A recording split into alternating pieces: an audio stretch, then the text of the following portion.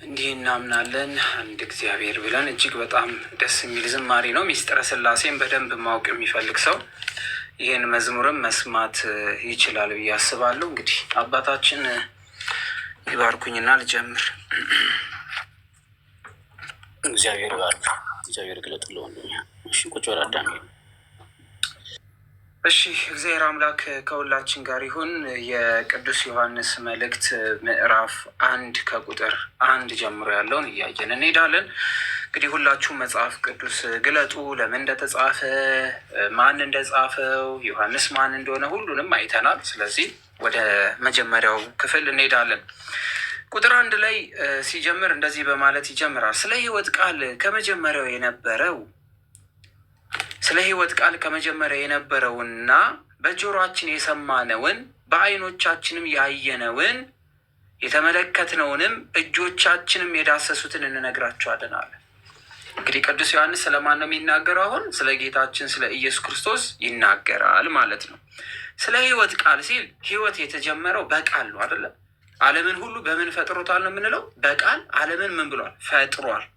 ስለዚህ ስለ ሕይወት ቃል ከመጀመሪያው የነበረ ስለ ሕይወት ቃል ከመጀመሪያው የነበረውን በጆሮአችን የሰማነውን በዓይኖቻችን ያየነውን የተመለከትነውንም እጆቻችን የዳሰሱትንም እንነግራችኋለን አለ። ስለዚህ በምንም መንገድ በዓይን ያዩትን፣ በጆሮ የሰሙትን፣ የተመለከቱትን፣ የዳሰሱትን እውነተኛ ስለሆነው ስለ እርሱ አሁን እንነግራችኋለን እያለ ነው ቅዱስ ዮሐንስ። ስለዚህ ስለ እውነተኛው ስለሆነው ስለ እርሱ ምን እንላለን? እንነግራችኋለን። እሺ ሕይወት ለእኛ ተገልጻለችና አየናት። ስለዚህ ይቺ ሕይወት በማን ተገለጠችልን? እስኪ ንገሩኝማ። ይቺ ሕይወት በማን ተገለጠች? ይቺ እውነተኛ የሆነች ሕይወትን ማን ገለጣት? የእግዚአብሔርን ዘላለማዊ ፈጣሪነት በማንስ ተገለጠች? እናየዋለን።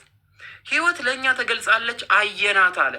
ምን ሕይወት ምን የምትሆነች የምትታይ ሆነ። ለምን ምስክርም ሆንን። እሺ ለእናንተም ከአብ ዘንድ ያለችው ለእኛ የተገለጠችውን የዘላለም ሕይወት እንነግራችኋለን። ስለዚህ ከአብ ዘንድ ያለችው የዘላለም ሕይወት የተባለችው በማን በኩል ተገለጠች? በጌታ በኢየሱስ ክርስቶስ በኩል ተገለጠች። ለምን? አብ ልብ ነው፣ ወልድ ደግሞ ምንድን ነው ብለናል? ቃል ነው። ስለዚህ በአብ ልብነት ያለችውን፣ በአብ መንግስት ያለችውን፣ በአብ እውቀት ያለችዋን በማን ተረዳናት? በማን አወቅናልን? በጌታችን በኢየሱስ ክርስቶስ ቃልነት አወቅን፣ ተሰበከች እያልን ነው።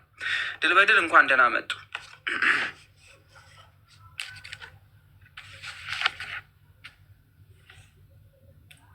ደህና ዋሉ። ድል በድል ደህና መሹ።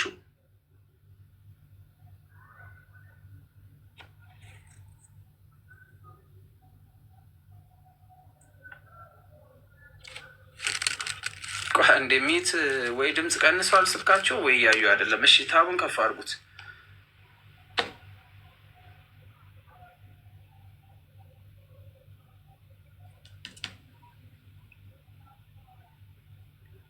ድል በድል አቤት። በስመ አብ ወወልድ ወመንፈስ ቅዱስ አሐዱ አምላክ አሜን። እንደምን ዋላችሁ? አንተ ምን ሆኖ አስደነገጥከኝ እኮ ታውቃለህ ምን እንደሆነ። እንትን አልገባልኝ ብሎ መከራ እያየው ነው እኔ እኮ ስናወራም አልሰሙም። ጌታ ነው። እሺ አይ ጥሩ ጥሩ። እሺ ጥሩ እንኳን ሰላም መጡ። ኔትወርክ ሊሆን ይችላል። ቆይ እስኪ አንድ ጊዜ ኔትወርክ ላስተካክል። እሺ ሁላችሁም መጽሐፍ ቅዱስ ክፈቱ። የቅዱስ ዮሐንስ መልእክት የመጀመሪያው ምዕራፍ ላይ የሕይወት ቃል ስለሆነው ስለ እግዚአብሔር ወልድ እየነገረን ያለው። ድል በድል አሁን ይሰማውታል? አሁን አሪፍ። እሺ ጥሩ መልካም። ስለመጡ ደስ ብሎኛል። ስለ ሕይወት ቃል ከመጀመሪያው የነበረውንና በጆሮአችን የሰማነውን ዓይኖቻችንም ያየነውን የተመለከትነውን እንነግራችኋለን ሲል ያረጋገጥነውን እንደዚህ በነገራ የመጣ ሳይሆን የሰማነውን፣ ያረጋገጥነውን፣ ያየነውን፣ የነካነውን፣ የነበረውን በአብ ዘንድ የነበረችዋን ሁሉ የሚያውቀው እርሱ መጀመሪያ አስቀድሞ የነበረውን ቃል ተብሎ የተጠራውን እርሱን እንነግራችኋለን እያለ ነው። ቁጥር 2 ላይ ስንመለከት ሕይወት ለእኛ ተገልጻላለችና አየናት፣ ምስክርም ሆንን፣ ለእናንተ ከአብ ዘንድ ያለችውን ለእኛ የተገለጠችውን የዘላለም ሕይወት እንነግራችኋለን አለ። ስለዚህ ከአብ ዘንድ የነበረችው የዘላለም ሕይወት የተባለችው ማናት ማለት ነው? በእግዚአብሔር ወልድ በቃልነት የተሰበከቿ ያቺ የምስራች የምንላት ወንጌል ናት በማለት ቅዱስ ዮሐንስ እንግዲህ ይናገራል ማለት ነው። ቁጥር 3 ላይ እናንተም ከእኛ ጋር አንድ ትሆኑ ዘንድ ያየናትንና የሰማናትን እንነግራችኋለን። ከማን ጋር? ካመኑት ጋር አንድ እንሆን ዘንድ በልጁ በክርስቶስ በቃል ያመኑ ከአብ ዘንድ የተነገረውን በቃል በኩል የተረዱትን በመንፈስ ቅዱስ የጸናችሁን እውነተኛ የሆነችውን ዘላለማዊ ሕይወት የምትሰጠውን ይቺ ሕይወት ተብላ የተጠራችኋን እውነት ለእናንተ እንነግራችኋለን። ምን ትሆኑ ዘንድ? ከእኛ ጋር አንድ ትሆኑ ዘንድ። ከእግዚአብሔር ጋር አንድ የምንሆነው በአዲስ ኪዳን በምንድን ነው ብለናል? ከስር ጻፉልኝ። በአዲስ ኪዳን ከእግዚአብሔር ጋር አንድ አካል ሆነን የምንጠራባት ምንድነን ብለናል? አምኖ ዳሽ ጻፉልኝ።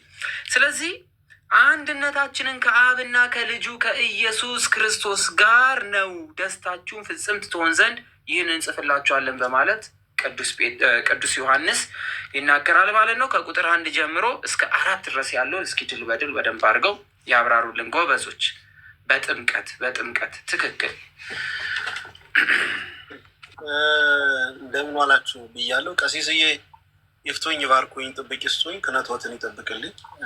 ከላይም ከታችም ያላችሁ ታምሻችሁ እግዚአብሔር ይፍታ። መምህራችን እግዚአብሔር ይፍታ። ያክብርልኝ። አይ መምህር እንግዲህ እሺ፣ እንግዲህ ወንጌላዊው ቅዱስ ዮሐንስ እንግዲህ በክርስቶስን የተመለከቱ እንግዲህ ቅዱሳት መጽሐፍት አንድ ወንጌል፣ 3 የራእይ የመልእክትና 1 ራእይን እንዲሁ ታምረ ኢየሱስን ጽፏል ተብሎ ይታመናል። ይሄ እንግዲህ አንዱ ላይ ያለውን አዳም በመግቢያው ላይ በደንብ አብራርቶታል። እሱ ላይ ሳይሆን እኔ መጀመሪያ ላይ ያለውን ኃይል አንስቼ አንዳንድ ነገሮችን ለማየት ልሞክር። እንግዲህ ከወንጌላዊው ቅዱስ ዮሐንስ በዚህ በመልእክቱ ምን ይላል? ምዕራፍ 1 ቁጥር 1 ላይ ስለ ሕይወት ቃል ከመጀመሪያ የነበረውን እና ነው የሚሉት። ተመልከቱት። ስለ ሕይወት ቃል ከመጀመሪያ የነበረውንና የሰማነውን በዓይኖቻችን ያየነውን የተመለከትነውን እጆቻችን የዳሰሱትን እናወራላችኋለን ይላል። ተመልከቱ እንግዲህ አሁን ቅዱስ ዮሐንስ አሁን ስለ ክርስቶስ ወንጌል ሲሰብኩ፣ ሲገልጡ፣ ሲናገሩ፣ ሲመሰክሩ ዝም ብሎ እንዳልሆነ አስረጅ የሆነ ምክንያትን አቅርቦ እርግጠኛ ሆኖ ስለዚያ ነገር የሚናገርበት ነገር እንትኑን ያቀርባል፣ ሪዝኑን ያቀርባል፣ ምክንያቱን ያቀርባል። ለምንድን ነው አለ? ስለ ሕይወት ቃል አለ ከመጀመሪያ የነበረውንና የሰማነውን በዓይኖቻችን ያየነውን የተመለከትነውን እጆቻችን የዳሰሱት እናወራለን አለ። ያው ማለት እንግዲህ እጅ መዳሰስ ማለት ነው። እንደው በጣም በሚገርማችሁ ሁኔታ ታስታውሱ እንደሆነ ራሱ እዚህ በወንጌላዊው ቅዱስ ዮሐንስ በዚህ በመልእክቱ ራሱ አንደኛ ዮሐንስ መልእክት ምዕራፍ 4 ቁጥር 14 ላይ ስትሄዱ እኛም አይተናል፣ አባት ልጁ የዓለም መድኃኒት ሊሆን እንደላከው እንመሰክራለን ይላል። ይህን ምስክርነት መጥምቀ መለኮት ቅዱስ ዮሐንስን መስክሮለታል። እዛ የዮሐንስ ወንጌል ላይ ሄደን ምዕራፍ 1 ቁጥር 29 ስንመለከት እነሆ የዓለምን ኃጢአት የሚያስወግድ የእግዚአብሔር በግ ብሎ መስክሮለታል። ምስክርነቱን ማንነቱን ገልጦ እና ራሱ ደግሞ ምን አለ? መድኃኒት ይሆን ዘንድ አንድ ልጁንን አብ እንደላከው እናምናለን በማለት ዮሐንስ ራሱ ምስክርነትን ይሰጣል። ያ ብቻ አይደለም። በጣም በሚገርማችሁ ሁኔታ የዳሰስነውን ሲል እንግዲህ ኢየሱስ ክርስቶስን በሕይወተ ሥጋ እያለ ማለት ከትንሣኤ በፊት ከሐዋርያት ጋራ እውነት ነው ከደረቱ ተጠግተው እጆችን እየዳሰሱ ተምረዋል። እውነት ነው፣ በትክክልም እርግጥ ነው። ግንስ ሌላው ትልቁ አስረጅ የሆነውን ነገር ግን ያገኙትኝ ከትንሣኤ በኋላ በቶማስ አማካኝነት ነው። ታስታውሱ እንደሆን ቶማስ ኢየሱስ ክርስቶስ ተነስቷል ሲሉትኝ አይ እኔ በጣቶቹ ሽንቁር መካከል እጄን ካላስገባው በዚህ በተወጋው ጎኑ እንዳለ የእጅ ጣቶችን አስገብቼ ካልዳሰስኩና ካላየሁ አላምንም አለ ይላል እና ኢየሱስ ክርስቶስ ለሐዋርያት ከተገለጠላቸው ከሳምንት በኋላ ከ8 ቀን በኋላ ይገለጣል ደግሞ እና ቶማስን እና ቶማስ ያመንክ እንጂ ያላመንክ አትሁን ተጠራጣሪ አትሁን ይልና እጅን አምጣ ብሎ በእጆቹና በጎኑ አስገብቶ እንዲያየው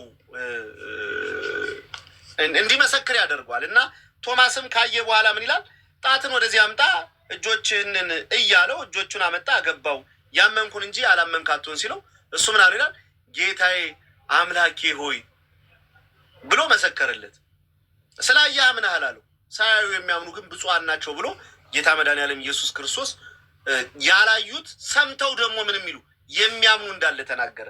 ለዚህ ነው አሁን ወንጌላዊው ቅዱስ ዮሐንስ በዚህ በአንደኛ መልእክቱ የሰማነውን ብሎ እኛ ሰምተን እንደምናምን እነሱም ሰምተው እንዳመኑ አስረጃ አድርጎ አቅርቦ ክርስቶስ ኢየሱስን ይሰብከዋል ማለት ነው። ሌላው የሐዋርያት ሥራ ምዕራፍ 4 ቁጥር 20 ላይ ሄዳችሁ ስትመለከቱ እንግዲህ ምዕራፍ 3 ላይ ያንን ከእናቱ ማዕፀን ሽባ የነበረውን ልጅ ከፈወሱት በኋላ ቅዱስ ጴጥሮስ እና ዮሐንስ ጸሐፍት ፈሪሳውያን በጣም ተበሳጩ ይላል። ይሄ ከእናቱ ማዕፀን ጀምሮ ሽባ የነበረ ሰው ደግሞ እነዚህ ደቀ መዛሙርቱ ደግሞ ፈወሱ የሚባል ነገር ሰሙና ህዝቡ ሲታወክና እውነትም ኢየሱስ ክርስቶስ በደቀ መዛሙርቱ ኃይልን ያደርጋል የሚለውን ነገር ሲሰሙ ምቾት አልሰጣቸውም። ስለዚህ ያዟቸው ነው የሚል ወደ ወይን ያስገባቸው። ከዛ ምንድን ነው ያሏቸው? ከዚህ በኋላ በስሙ አንዳች ነገር ብታደርጉ በእናንተ ላይ እርምጃ እንወስዳለን ሲሏቸው ቅዱስ ጴጥሮስ ምንድን ነው ያለ? እኛስ ያየነውን የሰማነውን ከመናገር ዝም ማለት አንችልም በማለት ነው የመለሰው። ለዚህ ነው ወንጌላዊው ቅዱስ ዮሐንስ ዝም ማለት በራሱ ስህተት ስለሆነ ነው የሰማነውን ነገር ለእናንተ እንመሰክራለን እያለ የሚናገረው ማለት ነው። ከዛ ቁጥር 2 ላይ ሕይወት ተገለጠ አይተንማል እንመሰክራለን፣ ከአብ ዘንድ የነበረውም ለእኛ የተገለጠውን የዘላለም ሕይወት እናወራላችኋለን ይላል። በጣም በሚገርም ሁኔታ እዚሁ አንደኛ ዮሐንስ መልእክት ምዕራፍ 5 ቁጥር 20 ላይ ሄደን ስንመለከት ዮሐንስ አስረግጦ የዚህን መልእክት የመጨረሻውን መደምደሚያ ሲናገር ምንድን ነው የሚል? የእግዚአብሔር ልጅ እንደመጣ እውነተኛ የሆነውን እናውቅ ዘንድ ልቦና እንደሰጠን እናውቃለን። ልቦና እንደሰጠን እናውቃለን። ከዛስ ምን ይላል? እርሱም ይላል እውነተኛ በሆነው በእርሱ አለን ይልና እርሱም ልጁ ኢየሱስ ክርስቶስ ነው፣ እርሱም እውነተኛ አምላክና የዘላለም ሕይወት ነው በማለት ይመሰክራል። ይህን ሕይወት ደግሞ ራሱ ቅዱስ ጳውሎስን በዚህ በአንደኛ ጢሞቴዎስ ምዕራፍ 3 ቁጥር 16 ላችሁ ስትመለከቱ እግዚአብሔርን የመምሰል ሚስጥር ያለ ጥርጥር ታላቅ ነው ይልና በስጋ የተገለጠ በመንፈስ የጸደቀ ለመላእክት የታየ በአሕዛብ የተሰበከ በዓለም የታመነ በክብር ያረገ ነው ብሎ ይህን ያየውን ሕይወትና ያየውንን መድኃኒት እንዲገልጦ ሲናገር እንመለከተዋለን። ወንጌላዊው ቅዱስ ዮሐንስም ለዚህ ነው ያለ፣ እኛም አለ ሕይወት ተገልጧል አይተንማል እንመሰክራለን፣ ከአብ ዘንድ የነበረውን ለእኛም የተገለጠውን የዘላለም ሕይወት እናወራላችኋለን በማለት የተናገረው ለዚህ ነው። ራሱ ባለቤቱ ጌታ መድኃኒዓለም ኢየሱስ ክርስቶስም የዮሐንስ ወንጌል ምዕራፍ 17 ቁጥር 3 ስትሄዱ ምን ይላል መሰላችሁ?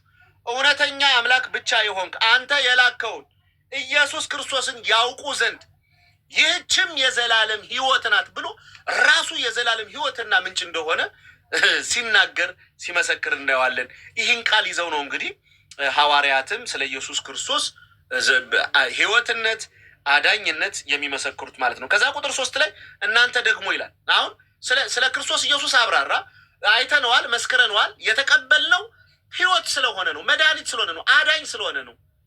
በቃ ከሱ ውጭ ሌላ ሕይወት ስለሌለ ነው ብለው መሰከሩና ግን ደግሞ ምን አሉ? እናንተ ደግሞ አሉ፣ እኛ ብቻ አይደለንም እያሉ ነው። እናንተ ደግሞ ከእኛ ጋር ህብረት እንዲኖራችሁ ያየነውን የሰማነውን ለእናንተ ደግሞ እናወራላችኋለን። ህብረታችን ከአባት ጋር ከልጁም ከኢየሱስ ክርስቶስ ጋር ነው። ደስታችን እንዲፈጸም ይህን እንጽፍላችኋለን በማለት ቅዱስ ዮሐንስ ይናገራል ማለት ነው።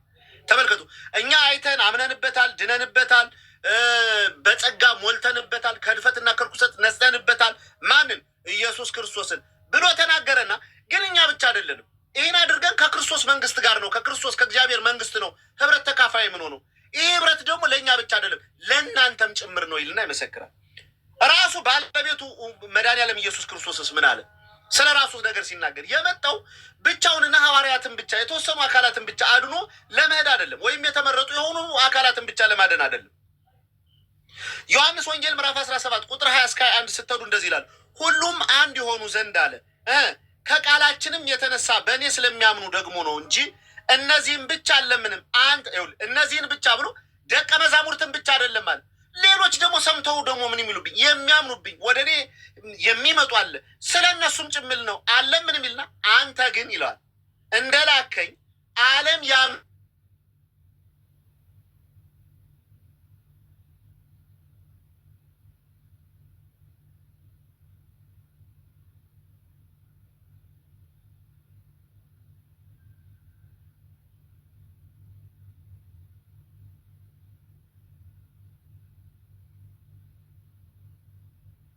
አይሰማም።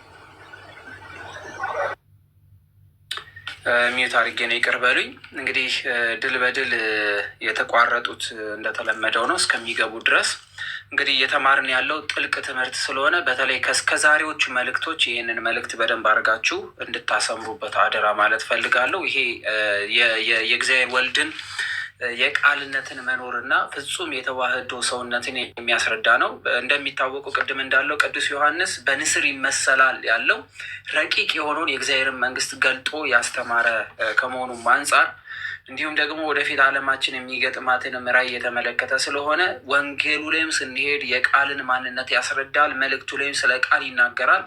እንዲሁም ደግሞ ራእዩ ላይም ስንሄድ ይህ ቃል የተባለው በግ ተብሎ የተጠራው የአዲስ ኪዳን መስዋዕት የሆነው ክርስቶስን ስለሱ በጣም ነው የሚያስረዳው እና ከተለየ ማለት ከስከዛሬ ከሰማናቸው ቃላት እነዚህ ትንሽ ረቀቅ ያሉ ቃላት ስለሆኑ በደንብ አድርገን ልናስተውላቸው ይገባል። ድል በድል ሲመጡ አስገቧቸው አንድ ቁጥር ስለሚጽፉ። ስለዚህ ስለ ድል በድል እየተናገሩት ልክ እንዳለው እናንተ ከኛ ጋር አንድ ትሆኑ ዘንድ ያየናትን የሰማናትን እንነግራቸዋለን አለ። ስለዚህ ዛሬ ሁላችንም አሁን ከክርስቶስ ጋር አንድ አካል ሆነናል፣ እሱም በጥምቀት አንድ ሆነናል ማለት ነው።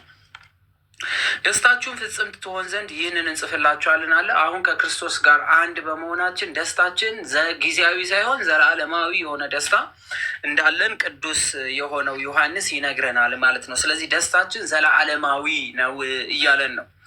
ቁጥር 5 ጀምሮ ስንመለከት ከእርሱ የሰማናትን ይላል። ይህ እኛ የምንነግራችሁ የእኛ ቃል ሳይሆን ከእርሱ የሰማናትን ነው ይላል። ስለዚህ ጌታችን መድኃኒታችን ኢየሱስ ክርስቶስን ምን ብለናል? ቃል ብለናል። እሺ ሚስጥረ ሥላሴ ስንማር አስተውላችሁ ከነበረ በአብ ልብነት ያለችውን በወልድ ቃልነት ትነገር ዘንድ የእግዚአብሔርን መኖር በብሉይ የነበረውን የእግዚአብሔር አኗኗር ለመግለጥ ወልድ ምን ሆኗል ብለናል? ፍጹም ሰው ሆኗል።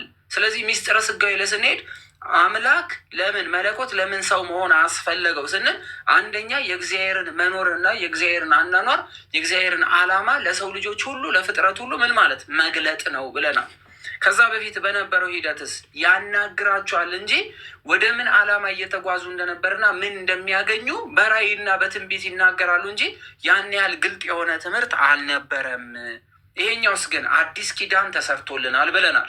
ስለዚህ ቅዱስ ዮሐንስም የሚለው ከእርሱ የሰማናት ሲል አዲሲቷን ቃል ኪዳን ለሰው ልጆች የተሰጠቿን አዲሲቷን ቃል ኪዳን የሰማናትን በማለት ይናገራል። ለእናንተም የምንነግራችሁ መልእክት አለ። ከማን የሰማነው? ከክርስቶስ የሰማነውን ለእናንተ የምንነግራችሁ መልእክት ነው በማለት ቅዱስ ዮሐንስ ይናገራል ማለት ነው። እንደዚህ አለ። በደንብ ስታነቡ በተለይ መጽሐፍ ቅዱስ የምታጠኑ ሰዎች ካላችሁ የእግዚአብሔር ቃል ወይም ደግሞ ከሌላ የተሰሙ ቃላት ሲሆኑ ኮቴሽን ማርክስ ወይም ደግሞ ከላይ የንግግር ቃላት ይገባሉ። አንድ ርዕሰ ጉዳይ መጨረሱ የምናውቀው በ4 ነጥብ ሲዘጋው ነው። ስለዚህ እዚህ ጋር ቅዱስ ዮሐንስ ይናገርና መጽሐፍ ቅዱስ ይከፍታል። ይህ ቃል የእግዚአብሔር ቃል ስለሆነ እግዚአብሔር ብርሃን ነው፣ ጨለማም በእርሱ ዘንድ ጥቂትስ እንኳን የለም የምትል ይህች ናት አለና ተናገረ ማለት ነው። ስለዚህ በእግዚአብሔር ዘንድ ምን ጨለማም የለም፣ ጨለማ የሚባል የለም፣ ብርሃን ነው ያለው። ምንም ጨለማ የሚባል ነገር ከእግዚአብሔር ዘንድ የለም ነው እያልን ያለው። ስለዚህ ከእግዚአብሔር ጋር ሆነን ብርሃን ነው። ለዚህ እኮ ነው እናንተ የዓለም ምንድን ናችሁ አለ። እናንተ የዓለም ብርሃን ናችሁ፣ እናንተ የዓለም ጨው ናችሁ እያለ ብርሃንን የሚነግረን። አሀ ታዲያ የጨለማ አይደል እንዴ ስንል ይሄኛውን አይደለም፣ ዘለዓለማዊ የሆነ ብርሃንን የምናገኝበት መሆኑን ይነግረናል ማለት ነው። ስለዚህ እግዚአብሔር ብርሃን ነው፣ ጨለማን በእርሱ ዘንድ ጥቂትስ እንኳን ቢሆን የለም የምትል ይህች ናት አለ። ከእርሱም ጋር አንድ አለን ብንላችሁ በጨለማን ብንመላለስ ሐሰትን እናገራለን። ስለዚህ ጨለማ የተባለችው አንደኛ የዲያብሎስ ሴራዎቹ ወይም ከኃጢአት ጋር መተባበር፣ መውደቅን፣ በበደል መያዝ፣ ንጽህናን ማጣት፣ እነዚህ ጨለማ ተብለው ወይም ደግሞ ለሰይጣን የተሰጠው የግዛቱ አካሄድ ይሆናል ማለት ነው። ስለዚህ ምን ብሎ ይናገራል? በጨለማ ብንመላለስ ሐሰትን እናገራለን አለ። ስለዚህ እኛ ከጨለማ አይደለም፣ የጨለማ ባለቤት ወይም ጨለማን የሚመስል የሐሰትም አባት ተብሎ የሚጠራው ዲያብሎስ ስለሆነ እኛ ከጨለማ ጋር ህብረት የለንም እያለ ነው። ከሰይጣን ጋር ህብረት የለንም፣ እውነትንና ቅንንም እንናገራለን አለ። እውነትም ቅንም ተብሎ የተጠራ ጌታ ኢየሱስ ክርስቶስ ነው፣ እግዚአብሔር አምላክ ነው። ስለዚህ እኛ ህብረታችን፣ እኛ አካልነታችን ከዘላለማዊ እውነት ከሆነ ቅንም ከሆነ ከእግዚአብሔር ጋር ነው በማለት ጨለማን የሰይጣን ብርሃንን ደግሞ የእግዚአብሔር አምላክ አድርጎ ይነግረናል ማለት ነው። ከዛ ወዲያ እርሱ ብርሃን እንደሆነ በብርሃን ብንመላለስ ግን እኛ እርስ በርሳችን አንድነት አለን። ስለዚህ ብርሃን ይወጣልን ዘንድ በልጁ በጌታ በኢየሱስ ክርስቶስ ማመን እና መጠመቅ ብርሃን እንድንሆን ያደርገናል፣ በብርሃን እንድንመላለስ ያደርገናል። ምክንያቱስ ሞትን የምንገለው ወይም ጨለማውን የምንገለው በጥምቀት ስለሆነ ይህም ደግሞ ቅዱስ ጳውሎስ ነግሮናል ደጋግሞ። ስለዚህ በጥምቀት ሞትን ገለን ጨለማ የሆነ ህይወትን ተላቀን ከዲያብሎስ እስራት ነፃ ወጥተን ከእግዚአብሔር ጋር ዘላለማዊ ትንሣኤ እንዲኖረን ሰው ልጅ መጠመቅ አለበት። ስለዚህ እውነትን ቅንንም እናደርጋለን። እሱ ብርሃን እንደሆነ ብርሃን ብንመላለስ ግን እኛ እርስ በርሳችን አንድ አለን። ኢየሱስ ክርስቶስ ደም ከኃጢአት ሁሉ ያነጻናል አለ። ማን? የጌታችን የኢየሱስ ክርስቶስ ደም ምን ከኃጢአት ሁሉ ምን ይለናል? ያነጻናል። ምክንያቱስ የአዲስ ኪዳን የኃጢአት ማስተሰሪያ ለኃጢአት ይቅርታ የቀረበች ደም ንጹሕ የሆነችው የክርስቶስ ስለሆነ ስለዚህ ያነጻናል። ኃጢአት የለብንም ብንል ግን ራሳችንን እናስታለን አለ። ኃጢአት የለብንም ካልን ራሳችንን እንላለን፣ እናስታለን። የቀና ነገርም በእኛ ዘንድ የለም። ኃጢአት የለብኝም የሚል ሰው አለ። እኔ አንዴ ጸድቅ ያለው ምንም ኃጢአት የለብኝም፣ እንደዚህ አይነት ልምምድ መጥቶ ስለነበረ ስለዚህ ኃጢአት የለብንም ብንል የቀና ነገርን በእኛ ዘንድ የለም። ኃጢአታችንን አምነን ብንናገር ግን ኃጢአታችን ይቅር ይለን ዘንድ የታመነ ነው አለ። ኃጢአታችንን አምነን ምን ያመኑ ናቸው እኮ እነዚህ የሚሰበኩት፣ ያላመኑ አይደሉም። ነገር ግን ኃጢአታ የለብኝም አንበል። ኃጢአታችንን አምነን ብንናዘዝ ምን ይቅር ይለን ዘንድ የታመነ ነው። ካልሆነስ ይፈረድብሃል፣ ይፈረዳል። ቸርም ነው። ለዚህ እኮ ነው ኃጢአት የምንናዘዘው፣ ቸር ስለሆነ ነው። ከበደላችንም ሁሉ ያነጻናል። ከበደል እንነጻለን። ለምን? አንዴ በፈሰሰችው በክርስቶስ ደም። ለዚህ ነው የኃጢአት ስርየት ኃጢአትን ከተናዘዘ በኋላ አንድ ሰው በቀጥታ ወደ ቅዱስ ቁርባን የሚሄደው። ምክንያቱም የአዲስ ኪዳን የኃጢአት ማስተሰሪያች የጌታችን የኢየሱስ ክርስቶስ ደም ነው። አልበደልንም ብንል ግን እርሱ ሐሰተኛ እናደርጓለን፣ ቃሉን በእኛ ዘንድ የለም ማለት። አልበደልንም ካለ እርሱ የተባለው እግዚአብሔር አምላክን ሐሰተኛ እናደርጓለን። ስለዚህ ቃሉን በእኛ ዘንድ የለም ማለት ነው።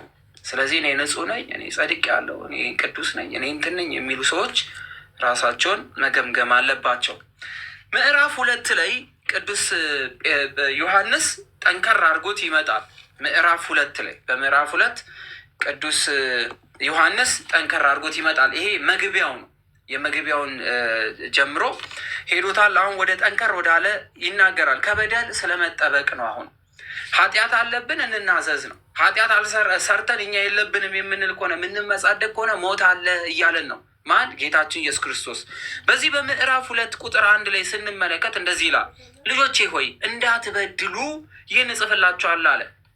ስለዚህ ልጆች ተብሎ የተጠሩት በክርስቶስ ጥምቀት አካል የተባሉት ልጆቼ ብሎ ሲጠራቸው፣ ለእነዚህ ልጆቹ ግን በጸጋው ድነው የነበሩትን በክርስቶስ መስቀል ላይ በተፈጸመ ዋጋ ነፃ የወጡት ግን ምን ይላቸዋል? መልሶ ልጆቼ ይልና እንዳትበድሉ ይህን እጽፍላችኋለሁ አለ። ስለዚህ በደል እንዳይበድሉ ለምን ብለናል? ልክ ቅዱስ ዮሐንስ በተያዘበት ሰዓት ላይ አብዝተው ይበድሉ ስለነበረ እና የኃጢአት ልምምድ ወደ እነሱ መጥቶ ስለነበረ አንድ እንደዚህ አይነት አሁን በዘመናችን እንደምንመለከቱ አይነት የኃጢአት ልምምዶችን በደንብ አድርገው ውስጣቸው ሰርጾ ስለነበረ ልጆች ወይ እንዳትበድሉ ይህን እጽፍላችኋለሁ፣ የሚበድልን ቢኖር ከአብ ዘንድ ጰራቅሊጦስ አለን አለ። ከአብ ዘንድ ምን አለን? ከአብ ዘንድ ማን አለ? ጰራቅሊጦስ የተባለው ማን ነው? እስኪ ጻፉልኝ። ማን ነው? ከአብ ዘንድ ጰራቅሊጦስ አለን አለ። ከአብ ዘንድ ኢየሱስ ልጁ ብቻ ሳይሆን ማን አለን አለ? ከአብ ዘንድ ጰራቅሊጦስ አለ። ማን ነው? ማን ነው ጰራቅሊጦስ? መንፈስ ቅዱስ። ኢየሱስ ክርስቶስ ኃጢአታችን ያስተሰርይልን ዘንድ ደግሞ ምንድን ነው አለ? ጻድቅ ነው፣ ጻድቅ ነው ይለምንልናል ማለት ነው። አሀ በልመናማ ምን የለም ድህነት የለም። በልመና ምን የለም ድህነት የለም። ለምኖ አያድንም። ዋጋ ከፍሎ ግን ምን ብሎናል? አድኖናል። ያቺ ምንድናት? ከአብ ዘንድ ያለችን የጌታ የኢየሱስ ክርስቶስ አንዴ የፈሰሰችዋ ደም ቅድም ጠቅሷታል። ስለዚህ ቀራንዮ ላይ ያቺ የፈሰሰችው ደም ለኃጢአት ስሬት ከበደላቸው ለሚመለሱ ሁሉ አምላኩ ይቅር በለን ለሚሉ ሁሉ ምን የምትል ኃጢአት ስሬትን የምታሰጥ ግን እሳ ያቺ ደም ብቻ ናት ያለችው። መንፈስ ቅዱስን ያገለለ ነገር ተናግሯል ቅዱስ ዮሐንስ? አልተናገረም። ምን አለ? ልጆቼ ሆይ እንዳትበድሉ ይህን እጽፍላችኋለሁ። የሚበድል ቢኖር ከአብ ዘንድ ምን አለን አለ? ጰራቅሊጦስ አለ።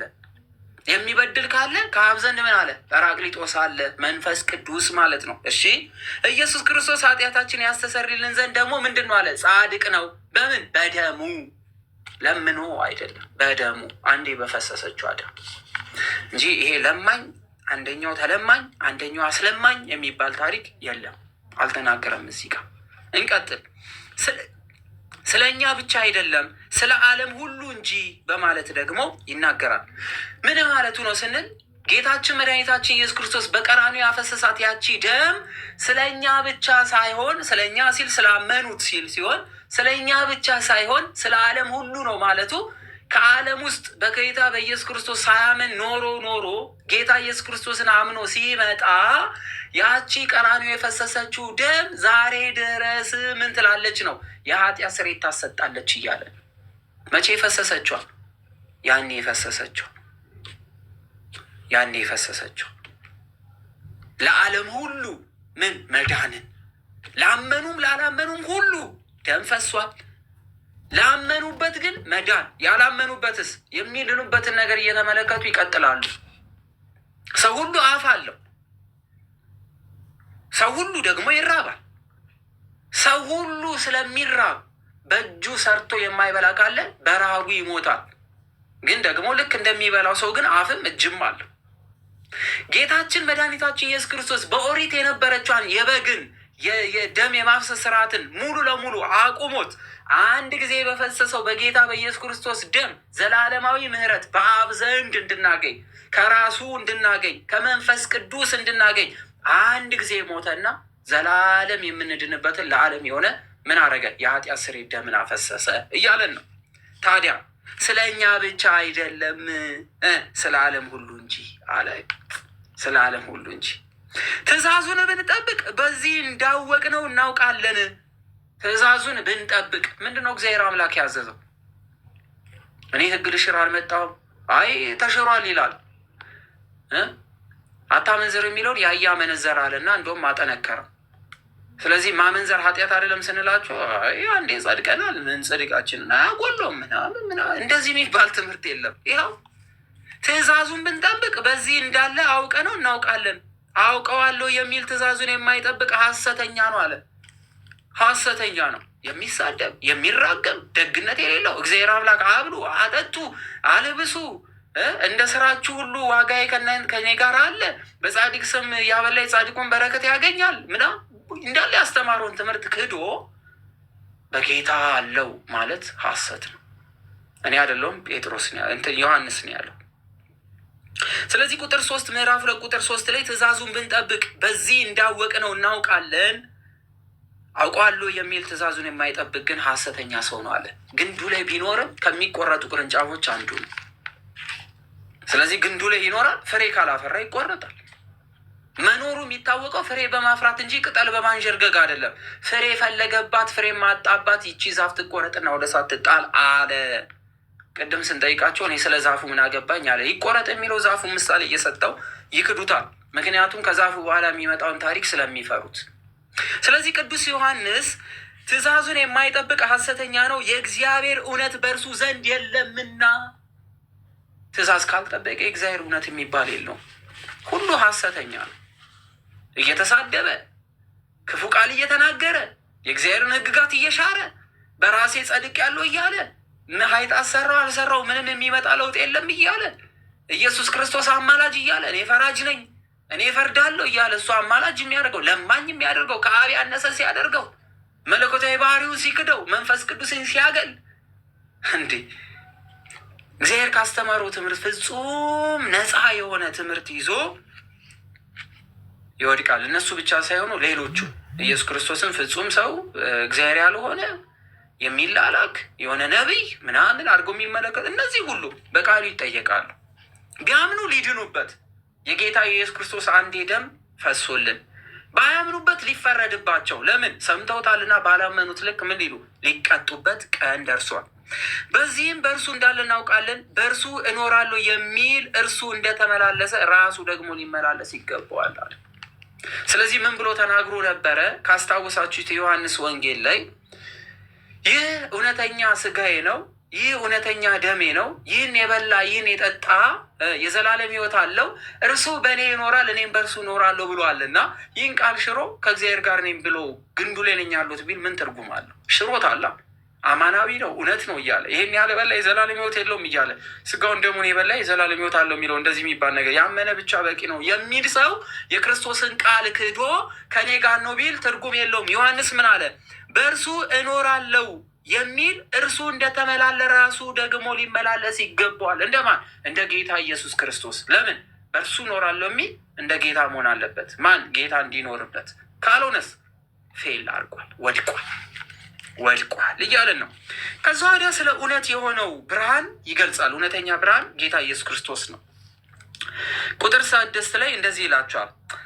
ቁጥር 7 ላይ ወንድሞች ሆይ አዲስ ትእዛዝ የምጽፍላችሁ አይደለም ማለት። ይህ አዲስ ትእዛዝ አይደለም የሰማነውን ነው የምንነግራችሁ ብሏልና ቀድሞ በእናንተ ዘንድ የነበረችውን ነባር ትእዛዝ ነው እንጂ አስቀድማ የነበረችውን ትእዛዝ እንጂ ይህ የምጽፍላችሁ አዲስ ትእዛዝ አይደለም። ይህ የሰማችሁት ቃል ነባር ትእዛዝ ነውና፣ እየሰማችሁት ያለው ቃል አዲስ ቃል አይደለም፣ የመጣው የነበረ ቃል ነው። እንደ አዲስ ተፈብርቆ ወይም እኛ ሲመቸን ያወጣ ነው ወይ ደግሞ ሲደላን ያወጣንላችሁ ሕግ አይደለም፣ የነበረች ናት አሁን የምትሰሟት እያለን ነው። እሺ ዳግመኛም አዲስ ትእዛዝ ደግሞ እንጽፍላችኋለሁ፣ ይህም በእርሱ በእናንተም እውነተኛው ነው፣ ጨለማ አልፋለችና እውነተኛ ብርሃን ፈጽሞ ታይቷልና በማለት ኦሪት እንዳለፈችና አዲስ የሚባል የጌታ ብርሃን ወደኛ እንደመጣች ይነግረናል። በኦሪት የነበረ ያ ሁሉ ጭንቅ፣ ያ ሁሉ መከራ፣ ያ ሁሉ ስቃይ፣ ያ ሁሉ በግ መጎተት፣ ያ ሁሉ ፍየል መጎተት፣ ያ ሁሉ ዶሮ ይዞ መሄድ፣ ያ ሁሉ በደም የሚገኝ፣ ያ ሁሉ ወደ ቤተ መቅደሱ ለምጽ ላይ መውጣት፣ መከራ ማየት፣ ከሞቱ በኋላ ወደ ሲኦል መውረድ፣ መያዝ፣ እነዚህ ሁሉ ጨለማ የምንለው ምን ብሏል? አልፏል። ስለዚህ ምን መጥቷል? እውነተኛ ብርሃን ማን? ጌታ ኢየሱስ ክርስቶስ። ብርሃን ውስጥ አለው የሚል ወንድሙን የሚጠላ ግን እስካሁን በጨለማ ውስጥ ነዋል። በብርሃን የሆነው ወንድሙን የሚጠላ ካለ ያ ሰው ምንድን ነው? ጨለማ ውስጥ አለ። ወንድሙን የሚወድ ግን በብርሃን ይኖራል። ስለዚህ ቅዱስ ጳውሎስ ልክ እንዳለ እምነት፣ ተስፋ፣ ፍቅር ጸንተው ይኖራሉ፣ ግን ከሶስቱ ደግሞ ምን ይበልጣል አለ። ኮሜንት ላይ ጻፉት። ስለዚህ ወንድሙን የሚወድ ግን ብርሃን ይኖራል፣ በእርሱ ዘንድም መሰናከል የለበትም። ለምን? ይቺ ቃል አብረው ያለው ሰው ሁሉ ነገር አለው። ለምን? እውነት፣ ፍቅር የሆነው እርሱ ስለሆነ። ስለዚህ ከሁሉ የምትጸናው ፍቅር ናትና። ስለዚህ ወንድም ወንድሙን ካልወደደ በጨለማ ውስጥ ነው ያለው እንጂ በብርሃን አይደለም። ወንድሙን የሚጠላ ግን እርሱ በጨለማ አለ፣ በጨለማም ይመላለሳል፣ የሚሄድበትንም አያውቅም፣ ጨለማም ዓይኑን አሳውሮታልና። ልጆቼ ሆይ በስሙ ኃጢአታችሁ ተሰረየላችኋልና ጽፍላችኋለሁ። በማን ስም? በጌታ በኢየሱስ ክርስቶስ ስም። ለምን? መዳን ስለሆነ፣ አዳኝ ስለሆነ፣ ከስሞች ሁሉ በላይ ስም ስለሆነ። አባቶች ሆይ በመጀመሪያ የነበረውን አውቃችኋልና እጽፍላችኋለሁ። ጎልማሶች ሆይ ክፉን ድል ነስታችኋልና እጽፍላችኋለሁ። ልጆች ሆይ አብን አውቃችሁታልና እጽፍላችኋለሁ አለ። አብን አውቃችሁታልና እጽፍላችኋለሁ። አብ በማን ታወቀ? የአብ መኖሩ በምንድን ነው ያወቅ ነው? በጌታ በኢየሱስ ክርስቶስ ምን ፍጹም ሰው ሆኖ በተዋህዶ ታወቀ። ይህ የምወደው ልጄ ነው እርሱን ስሙት አለ። አባቴን የሰማ እኔን ይሰማል፣ እኔን የሰማ የዘላለም ሕይወት አለው አለ። አባቴን የሚወድ እኔን ይውደድ አለ። አባቱን የሚወድ እሱን ቢወደው እሱን የወደደው አባቱ እንደሚወደው እኔና አብ አንድ ነን አለ። ስለዚህ ራሱን ገለጠ፣ አብን ገለጠ። አባቶች ሆይ በመጀመሪያ የነበረውን አውቃችሁታልና ጽፍላችኋለሁ። በመጀመሪያ የነበረው ማን ነው? እግዚአብሔር አምላክ ቃል። ጎልማሶች ሆይ ብርቶች ናችሁና የእግዚአብሔርም ቃል በእናንተ ዘንድ ጸንቶ ይኖራልና ቃል ተብሎ የተጠራ ወልድ። ስለዚህ ይህን ቃል አውቃችሁታልና ምን ጽፍላችኋለሁ፣ ክፉን ድል ነስታችኋል እጽፍላችኋለሁ አለ። ከዛ ወዲያስ ዓለሙን በዓለም ያለውን አትውደዱ፣ ዓለሙን የሚወድ ግን የአብን ፍቅር በእርሱ የለምና አለ።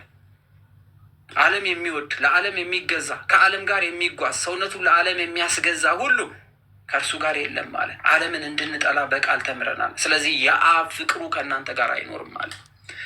በዓለም ያለው ሁሉ እርሱም የስጋ ምኞት የአይን አምሮት ነው። ስለዚህ ለምን ትሰግዳለህ? ለምንድን ነው የምትጾሙ? ለምንድን ነው የማትበላው? አማርጠ ከበሬው፣ አማርጠ ከሻኛው፣ አማርጠ ባቱን ብላ፣ እንትኑን ብላ፣ ወርቅና ድህነትን አመጡብን።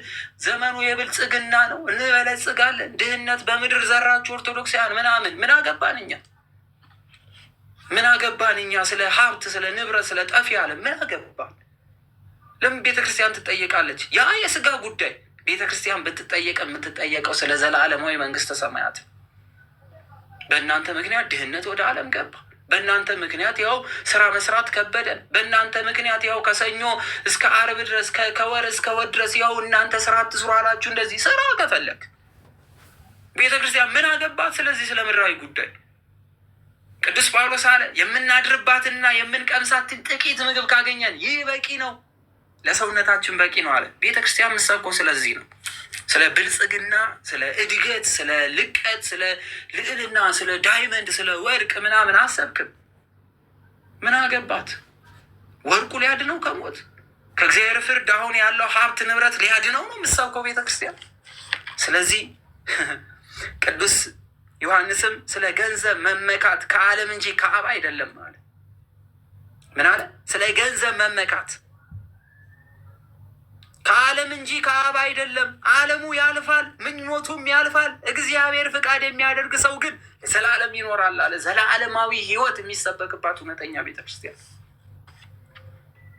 ኢቴምን ፋቀው እፍ በልበት 1 ሚሊዮን ተሸጋግሮላል። ነገ ጧት መኪና 5 ሚስት ይዛለ ምናምን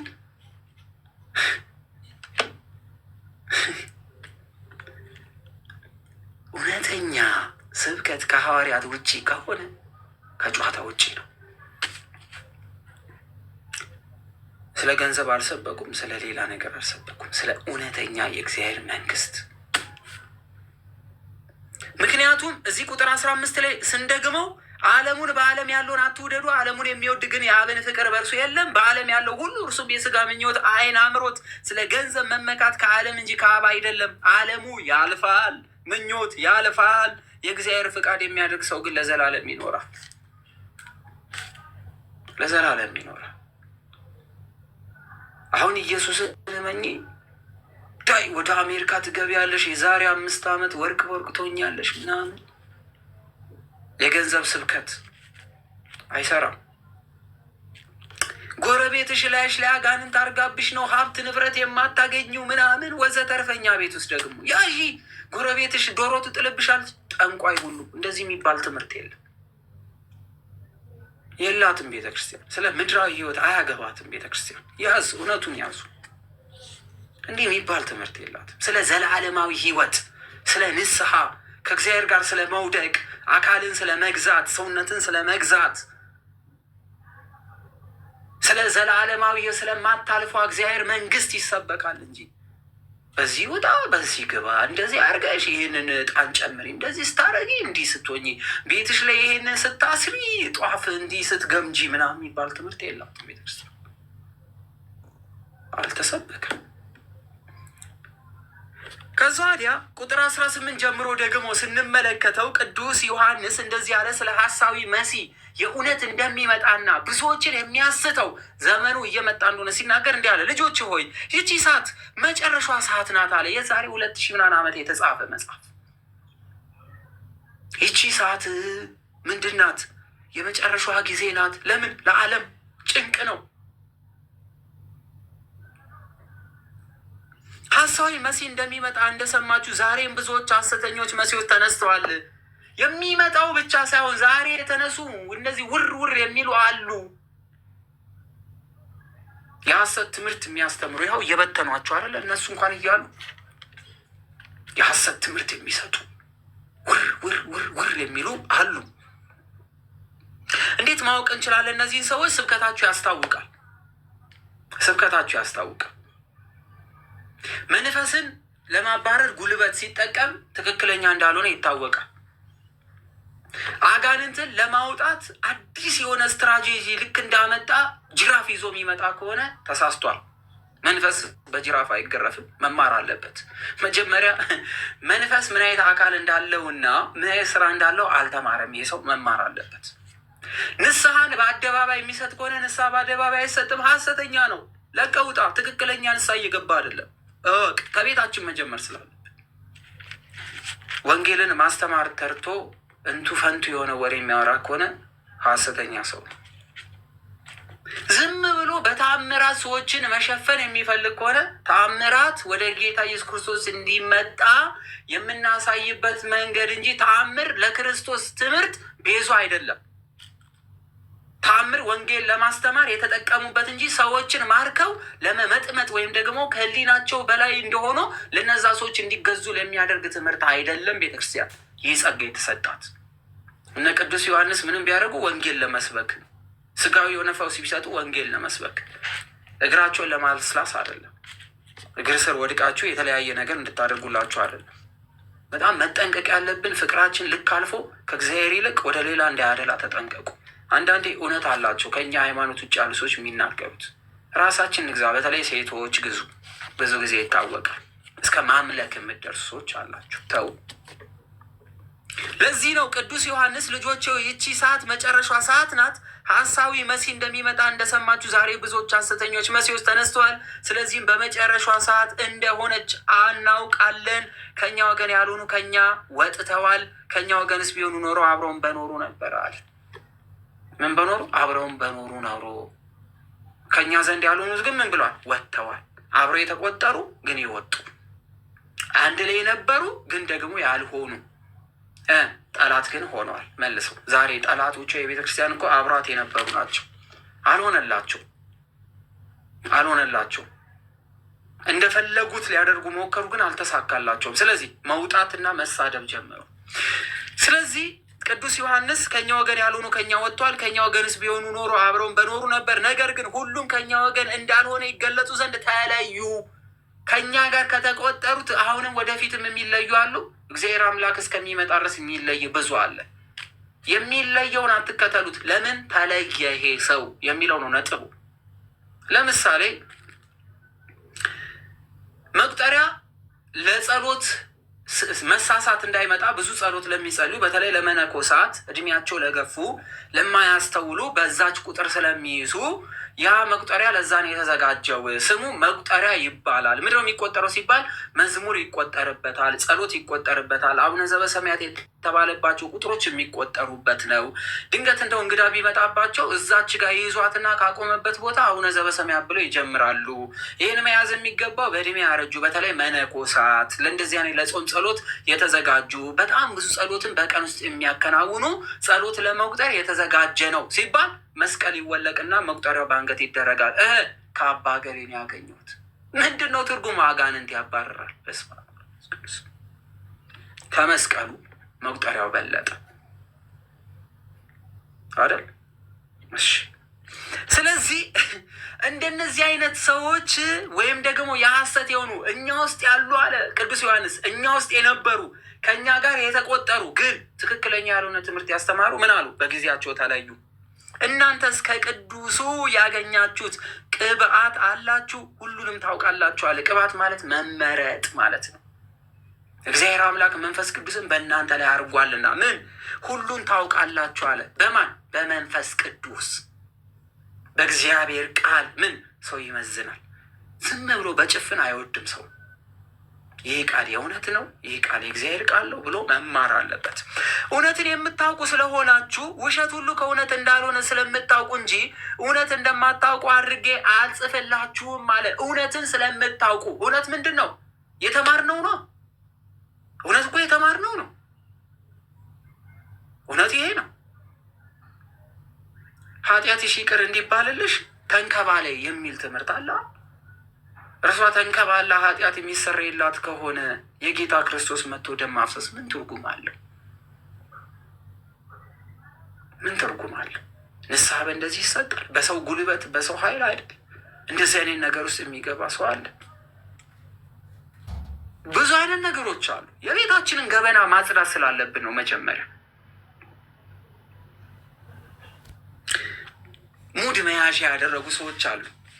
ቅዳሴ ላይ ቪዲዮ ገብተው ነቀሲስ ያዩት ይመስለኛል። ቪዲዮ ቅዳሴ ላይ ገብተው መላእክት እየፈሩ እየተንቀጠቀጡ የሚሰሙትን የእግዚአብሔርን ቅዱስ የሆነ ቃል የመላእክትን ዜማ ቅዱስ ያሬድ የተማረበትን በዜማ የሚቀደስበትን ከሰማይ ያገኘውን ያን ስጦታ ይዘው ቤተ መቅደስ ውስጥ ገብተው ቪዲዮ ላይ አድርገው ቪዲዮ ላይ የሚጻፈውን ቲክቶክ ላይ የሚጻፈውን ቴክስት እያየ እያወራ ሙድ እየያዘ እየተሳለቀ በጌታችን በኢየሱስ ክርስቶስ እውነተኛ ስጋና ደም ፊት የሚያሸፉ ሰዎች ዛሬ መጥተዋል።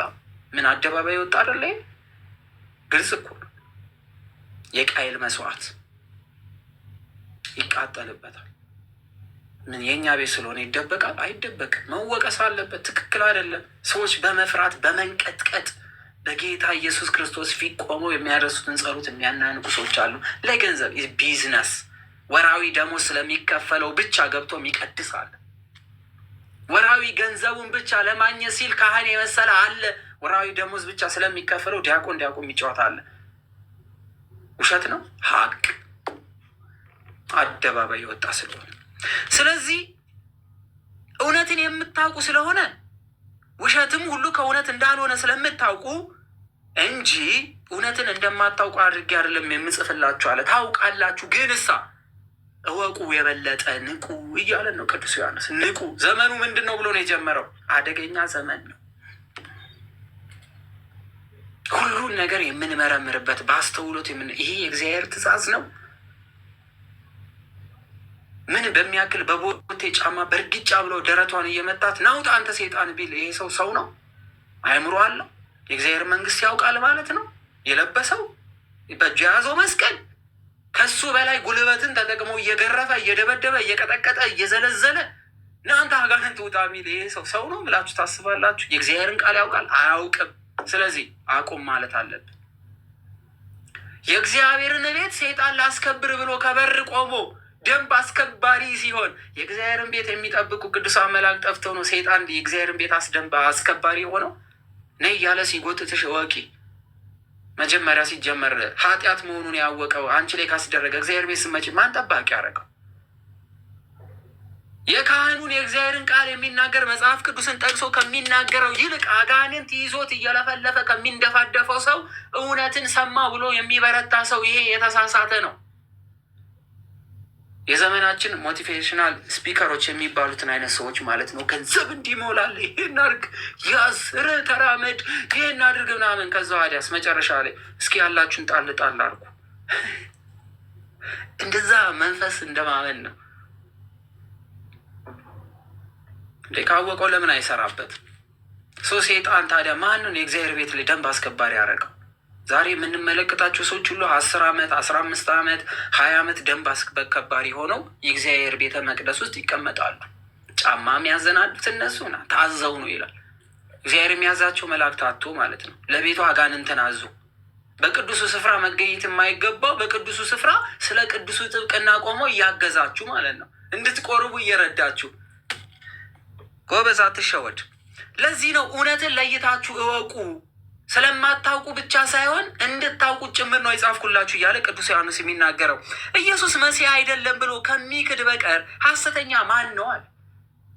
መሲህ ማለት አዳኝ ማለት ነው፣ የሚያድን ማለት ነው። መሲያችን አዳኛችን ብሎ ይጠሩታል። ኢየሱስ ክርስቶስን አዳኝ አይደለም ብሎ ከሚክድ በቀር ማን ነው ሐሰተኛ?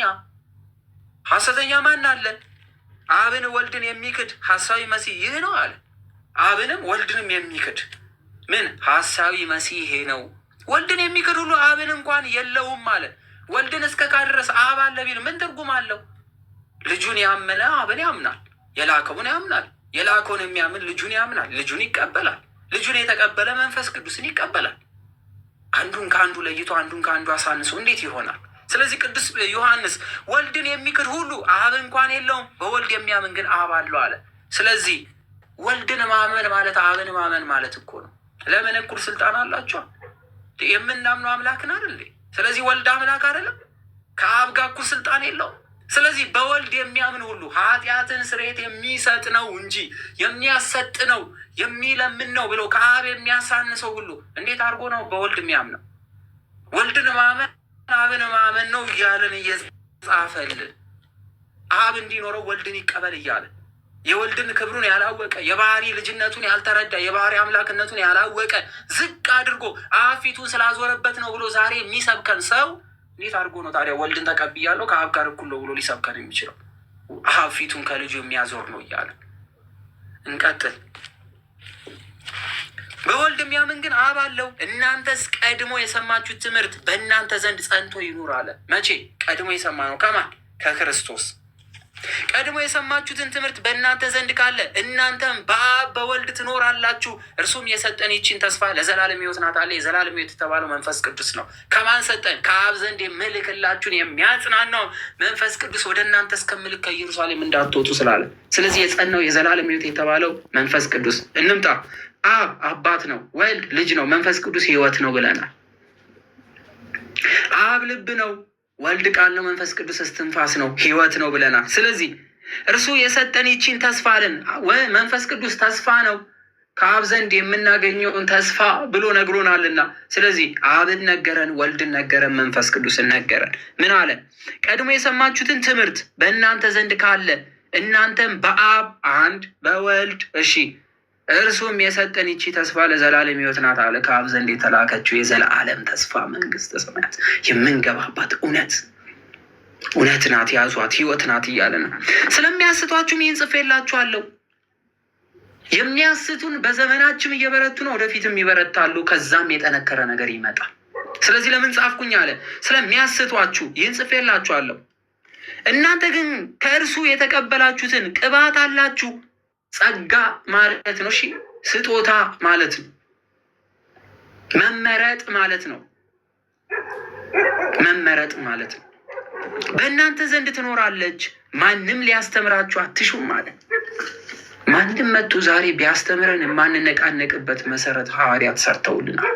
ማንም ያልተማረው ሊነቃነቅ ይችላል። የተማሩትስ እውነቱን የሚያውቁትስ ማንም ሊያስላችሁ አይችልም። ማንም ቢያስተምራችሁ አትሹም በማለት ይናገራል። ነገር ግን የእግዚአብሔር መንፈስ አለ፣ መንፈስ ቅዱስ ሁሉን ያስተምራችኋል። አዎ መንፈስ ቅዱስ ሁሉን ገላጭ ነው፣ የታመነም ነው፣ እውነት ነው፣ ዘላለማዊ ከአብና ከወልድ ጋር የሚኖር ሕይወት እስትንፋስ ነው፣ ዓለምን የፈጠረ ነው፣ ገዢ ነው መንፈስ ቅዱስ።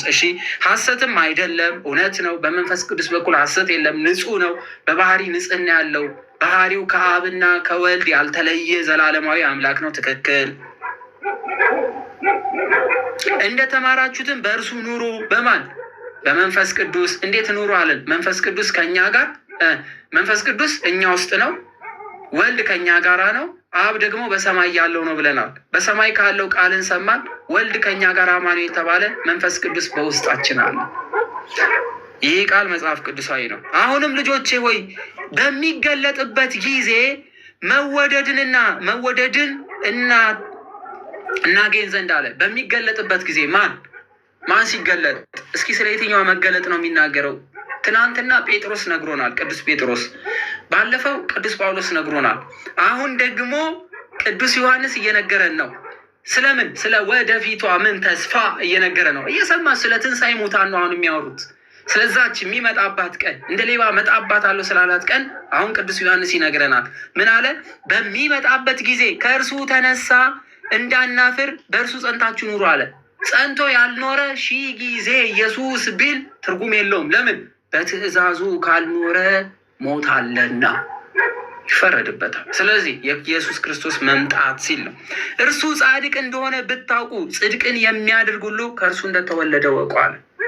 እሱ ጻድቅ እንደሆነ ብታውቁ ጽድቅን የሚያደርግ ሁሉ ከእርሱ እንደተወለደ ወቁ አለ። በማን? በጌታ በኢየሱስ ክርስቶስ። እንዴት ነው የምንወለደው? ምን ብሎ ነግሮናል? ኢየሱስ ክርስቶስ በእርሱ እንደምትወለዱ ወቁ አለ። በኢየሱስ ክርስቶስ ከኢየሱስ ክርስቶስ የምንወለደው እንዴት ስንሆን ነው? ምን ብሎናል? ወንጌል ላይ ምን ብሎናል? ሰው ዳግመኛ ከመንፈስና ከውሃ ካልተወለደ በስተቀር ብሎናልና ቅዱስ ዮሐንስ እዚህ ጋር በመልእክቱ ሰው በእርሱ ካልተወለደ በስተቀር የእግዚአብሔር መንግስት አያገኝም። ምን በመሆን ስንጠመቅ። ስለዚህ እርሱ ጻድቅ እንደሆነ ብታውቁ፣ የምናውቀው በእምነት ስለሆነ ብታውቁ ጽድቅ የሚያደርግ ሁሉ ከእርሱ እንደተወለደ ወቁ አለ። ስለዚህ ከእርሱ ለመወለድ የግዴታ መጠመቅ አለብን አለ። ጠንከር ያለ ትምህርት ነው። ነገረ ድህነትን ነው ቅዱስ ዮሐንስ የሚያስተምረን። ለዛሬ ይበቃናል። ያስተማረን እግዚአብሔር አምላክ ስሙ የተመሰገነ ይሁን። ወስብሐት ለእግዚአብሔር ወለወላዲቱ ድንግል ወለመስቀሉ ክብር። ይቆየን። ቅዱስ ጴጥሮስ፣ የቅዱስ ጳውሎስ፣ የቅዱስ ዮሐንስ በረከት በሁላችን ላይ ይደር። እግዚአብሔር አምላክ መንግስቱ እንድንወርስ ያጽናል። ምዕራፍ 3ን ነገ እግዚአብሔር አምላክ ከፈቀደልን እንቀጥላለን። ስለ እግዚአብሔር ፍቅር፣ እርስ በርስ ስለመፈቃቀር ይነግረናል። ፍቅር ምን ዋጋ አላት የሚለውን ደግሞ ቅዱስ ዮሐንስ ይጽፍልናል። የቅዱስ ዮሐንስ በረከት ከሁላችን ጋር ይሁን። አሜን።